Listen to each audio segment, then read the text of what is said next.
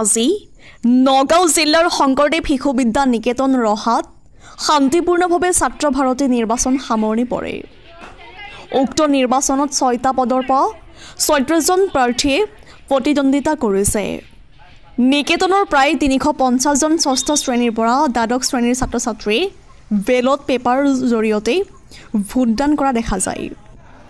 নিকেতনৰ প্ৰধান আচাৰ্য প্ৰফুল্ল কুমাৰ দাসে আমাক জনোৱা অনুসৰি ৰবিবাৰে ভোট গণনা কৰি সোমবাৰে ফলাফল ঘোষণা কৰা হ'ব। প্ৰথমবাৰৰ বাবে অনুষ্ঠিত হোৱা নিৰ্বাচনত সকলো আচাৰ্য আৰু কৰ্মচাৰীবৃন্দসকলৰ সহযোগিতা নিৰ্বাচনৰ ভোটদান প্ৰক্ৰিয়া সাফল্যমণ্ডিত হৈ পৰে। ৰহাৰ পৰা সাংবাদিক নৱজ্যোতি ভূঞাৰ ৰিপৰ্ট JNKD নিউজ। হয়, আজি শংকৰদেৱ শিশু বিদ্যা নিকেতন আপোনালোকৰ অতি সুন্দৰকৈ ছাত্ৰ ভাৰতী নিৰ্বাচন অনুষ্ঠিত হৈছে, আমাক আপুনি কি জনাব? নমস্কাৰ। আজি 2025-26 শিক্ষাবৰ্ষৰ বাবে ছাত্ৰ ভাৰতীৰ আমাৰ নিৰ্বাচন প্ৰক্ৰিয়াটো সম্পূৰ্ণ হয়। মুঠ 6টা পদৰ বাবে নিৰ্বাচিত হৈছিল। মুঠ প্ৰাৰ্থী আছিল ৩৬জন। এই ৩৬জন প্ৰাৰ্থীয়ে সম্পূৰ্ণ ভোটাধিকাৰ ভোটদান প্ৰক্ৰিয়াত অংশগ্ৰহণ কৰিছিল।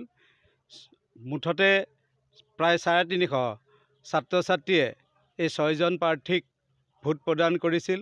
6খন বেলট পেপাৰৰ জৰিয়তে যে নিৰ্বাচনৰ যি এটা স্বৰূপ, এই স্বৰূপটো যাতে ছাত্ৰ অৱস্থাৰ পৰাই ছাত্ৰসকলে শিকি যায়, বুজি যায়, তাৰ কাৰণে আমি এই নিৰ্বাচন প্ৰক্ৰিয়া ৰাখিছিলোঁ। আৰু অতি সুন্দৰভাৱে 2টা ভোট কেন্দ্ৰৰ জৰিয়তে এটা কেন্দ্ৰত প্ৰিজাইডিং পুলিং অফিচাৰ সহ 8জনকৈ আমি মনোনীত কৰিছিলোঁ। তেখেতসকলে সুন্দৰভাৱে নিয়াৰিকৈ আজিৰ আমাৰ ভোটদান প্ৰক্ৰিয়াটো সমাপ্ত হৈছে আৰু কালিলৈ আমি ভোট গণনা কৰি পৰহিলৈ তাৰ ফলাফল ঘোষণা কৰিম।